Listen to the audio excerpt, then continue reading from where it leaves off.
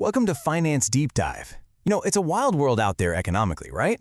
But have you ever stopped and wondered why so much of the world's money seems to end up in one place?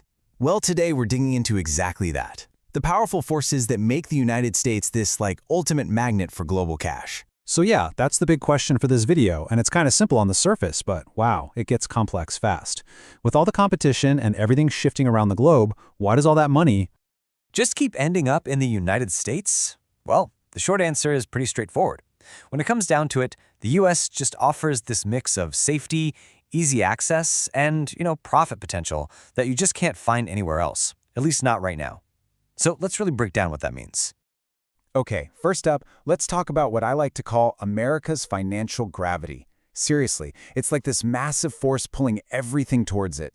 And this isn't some old historical thing. It's happening right now, and the biggest players in the game are all placing their bets on it. And when I say betting on it, I mean it. The big investment firms, they're all pretty much in agreement. For the next year and a half, they're all saying the same thing. America is going to dominate where the world's money flows. That's a huge forecast, and it really sets the stage for everything we're about to talk about.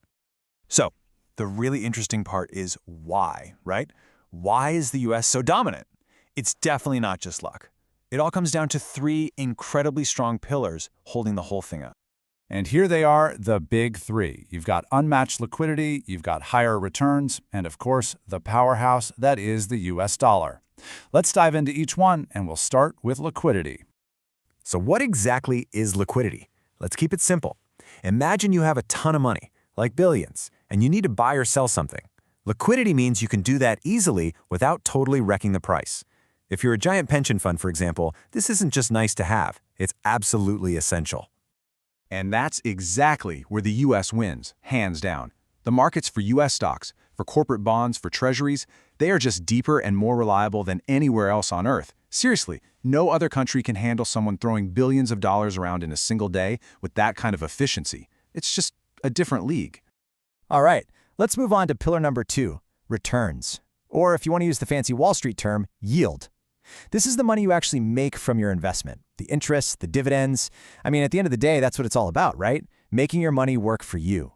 And right now, the US is just paying out more. It's that simple.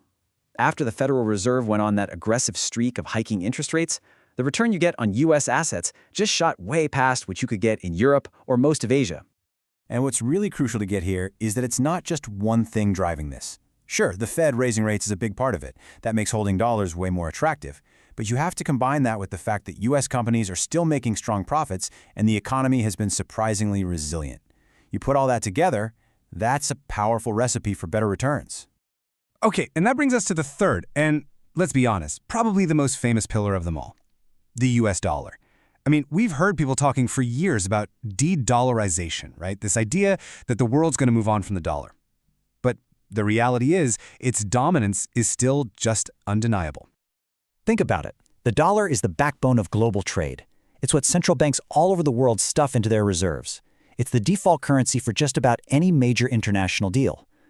So when things get shaky out there in the world, where does everyone run? Straight to the dollar. And that, in turn, just funnels even more money right back into US assets.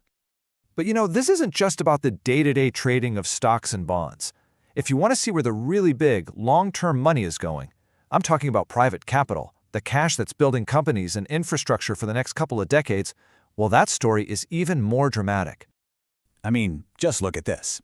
It really says it all. A whopping 65% of all that long-term private money, we're talking private equity, infrastructure projects, all of it, is concentrated right here in North America. And let's be real, that overwhelmingly means the US. And we're not talking about chump change here. This is, we're talking about billions upon billions of dollars in long-term commitments.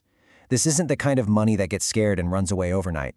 This is capital that's locking in America's financial dominance for years, maybe even decades to come. Okay, but it's not all sunshine and roses. The picture isn't perfect. There is one pretty big risk on the horizon. It's a long-term threat that all the big financial players are keeping a very close eye on. And here it is. You've got major firms, folks like BlackRock, being super clear about this. They're saying the single biggest long-term threat to America's financial standing is its ballooning national debt. Now, the key thing to understand here isn't just the sheer size of the debt. The real danger, the core risk, is that one day global investors might just lose confidence. They might start to doubt that the U.S. can actually manage its own finances. That's the slip-up everyone's worried about. So, okay, with this huge risk just looming out there, why does the money still keep pouring in? Well, it all boils down to a balancing act, right?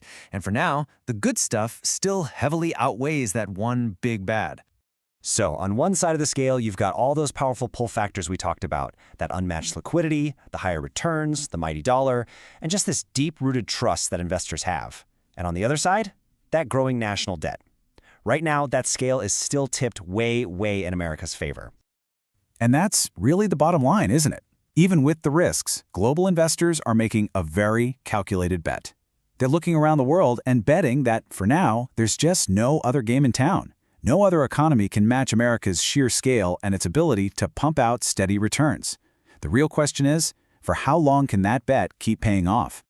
If you like the content, don't forget to subscribe to Finance Deep Dive. It motivates us to keep posting.